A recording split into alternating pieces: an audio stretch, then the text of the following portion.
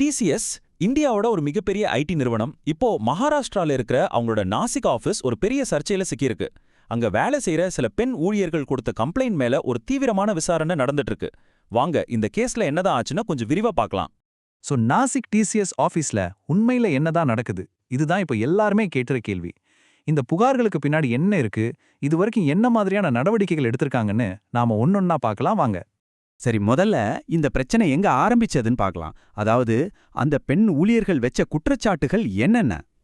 பாத்தீங்கன்னா இந்த கம்ப்ளைண்ட்ல 3 முக்கியமான விஷயங்கள் இருக்கு. முதல்ல, சில ஆண் ஊழியர்கள் செக்ஸுவல் ஹராஸ்மெண்ட் பண்ணதா ஒரு குற்றச்சாட்டு. ரெண்டாவது, இது மட்டும் இல்ல, மத ரீதியா பிரஷர் பண்ணி மத மாற்றத்துக்கு முயற்சி செஞ்சதா ஒரு ஷாக்கிங்கான குற்றச்சாட்டும் இருக்கு.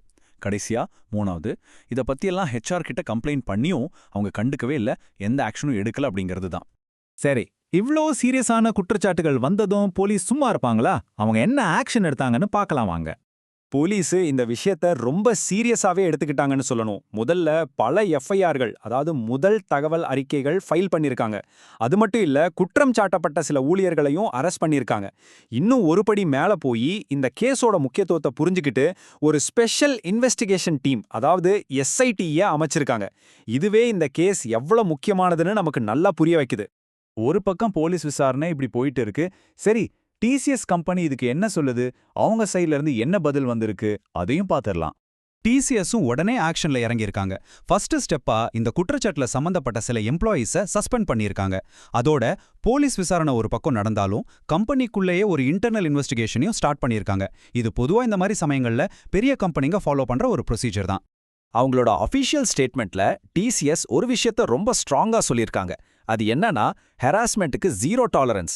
அதாவது எந்தவிதமான தொந்தரவையும் நாங்க பொறுத்துக்கவே மாட்டோம்னு தெளிவா சொல்லிட்டாங்க. இது அவங்க எம்ப்ளாயீஸோட சேஃப்டிக்கு முக்கியத்துவம் கொடுக்கறத காட்டுது. சரி, போலீஸ் ஆக்ஷன், கம்பெனி ஆக்ஷன் எல்லாம் பார்த்தாச்சு. இப்போ இந்த கேஸோட கரண்ட் ஸ்டேட்டஸ் என்ன? அதையும் பார்த்துருவோம். சிம்பிளா சொல்லணும்னா, இந்த கேஸ்ல 2 ரொம்ப சீரியஸான குற்றச்சாட்டுகள் இருக்கு.